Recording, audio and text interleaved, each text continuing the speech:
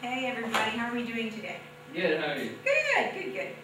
All right, today we're going to start a new unit. We're going to learn about newspapers. As you will remember, when we first started this class, we talked about the purpose of this class is for you to become a critical viewer, producer, and consumer of media text. Now, media text means lots of different things. Give me an example of media text. TV. Television. Internet. What else? Newspapers. What else? Magazines. All sorts of media that's out there. In order to be able to be critical in your viewing and producing and consuming the media, you need to be able to be familiar with it. Now, I'm going to take a quick survey. How many of you are familiar with, or not necessarily familiar with, but how many of you get your news from a newspaper? Let's see, show of hands. Nobody? Okay. How many of you get your news from the internet? I do. You know what? You are just like the rest of the kids in your generation. You're what is called a lean forward generation. You get your news from the internet. And so you're used to sitting at the computer, leaning forward, actively engaged in what you're doing on the computer. My generation and the generation before me were very used to the newspaper. And what we did is we'd sit back and lean back as we read our news. You guys lean forward. We're going to talk about that, but first I'm going to show you a couple of pictures, and I want you to tell me what you think of when you see this. Picture number one. Lazy. He looks lazy, right? Sleepy. Sleepy. Very relaxed. And you can see here, there's a robe. So either this is early in the morning or it's late in the evening when somebody's winding down for the evening. So does it look like an active reader or a passive reader? Passive. Passive. Very passive. That's why it's called lean back. Notice he's not sitting up. He's totally leaning back. And actually in this picture, it kind of looks like he's asleep, right? Right. Now, contrast that with this picture. What do you see when you see this picture? She's leaning forward. She's active. She's leaning forward. Interested. She's active. She's engaged. She's interested. She's involved in what she's doing. Look at her face. Does that face look like it's awake? Yep. Yeah, right. What else can you tell from this picture? Victoria.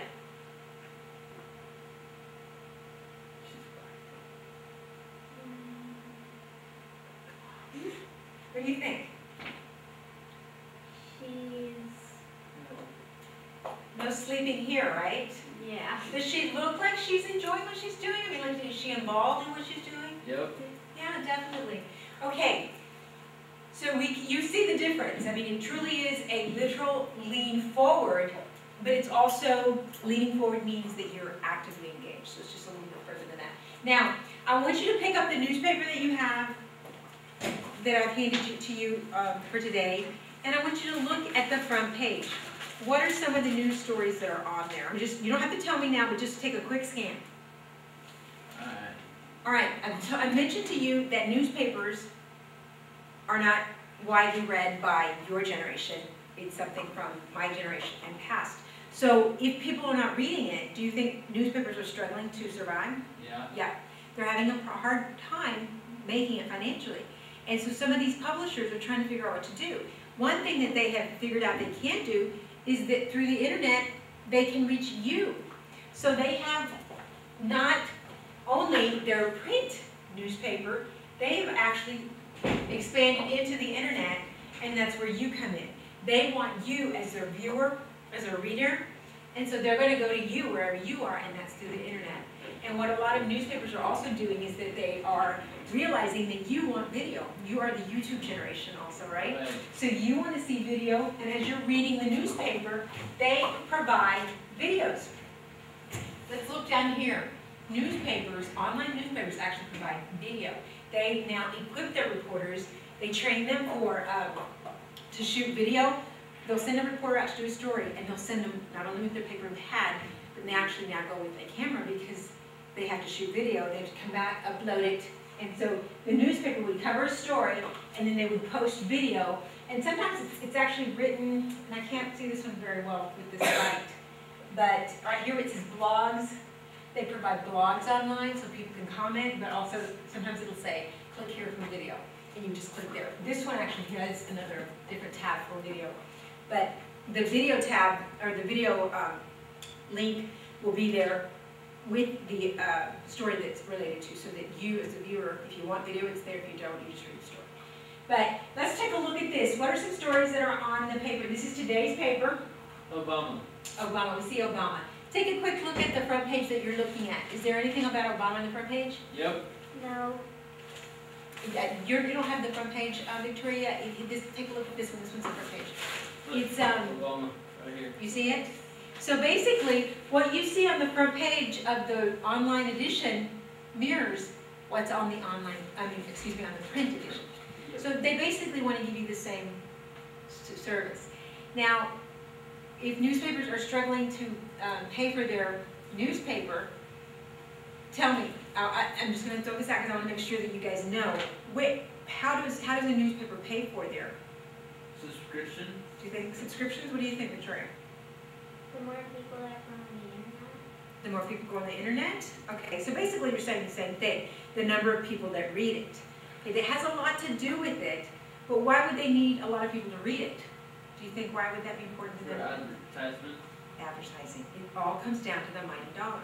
And they can justify the prices they charge those companies by the number of people that are reading their newspaper. Very good. It's all tied in hand in hand. And if people are not reading the newspaper, that's where their advertising rates go lower. Lots of businesses would rather just advertise online with other sources. So there's a big fight, I'll tell you that right now. People, even when I was in college, the big question is, are newspapers dying? Is it a dying breed? Will there be newspapers in 5-10 years? And I graduated 20 years ago, and we still have newspapers. And I can tell you, to this day, I enjoy going home at the end of my day and sitting back with my newspaper and relaxing and catching up on everything that was posted in the paper. Although by that time, usually I've already been updated because of the internet or because of television. But I'll tell you one thing, I feel like when I read the newspaper, I get a whole different sense of the story because there's a whole lot more there. When I watch the news, they give me, what, a minute 30 story. It's brief, it's very concise, and it doesn't include all the details. When I read the newspaper, I find more background information about the story. Okay, let's talk about the newspaper in terms of exploring. What are some benefits of the newspaper? I mean, we're sitting here holding it. It's handy. It's handy. Yeah. You can't carry a laptop around. You can't carry a laptop around, right? So, you don't have access to the newspaper everywhere, right? Yeah. Online. This you do. You can just fold it up, put it in your bag, put it under your arm, and walk away with it, carry it with you everywhere. Anytime you have a few minutes, you pull it out and read it. What are some other, well, I just mentioned one of the other benefits, which was that stories in the newspaper have more information than they do online. Right. That's one thing. They're portable, you said. And we don't need electricity. Not only do you need a computer to see this, but you need electricity in the form of a battery or somewhere to plug it in. So that sometimes can be problematic if your the battery's dying, right? Now, how do you think a newspaper determines what goes in the newspaper? By impact. What people want to... Have you really ever stopped and thought about what goes in here and how that decision makes? First, let me ask you this. Who do you think makes the decision for what goes in the newspaper? Editors. Editors? Well, that's very good. That's true. Editors. There is an editorial board. They have editors for different sections of the newspaper. And we're going to go into deeper into the categories of the newspaper so you know exactly what is in each category. But before we do, I want to just talk about the elements of newsworthiness, okay? I think you have your sheets? Okay, yeah, we passed those out already. We'll take a look at them. Let's go over them real quickly. There are 11 elements of newsworthiness, okay?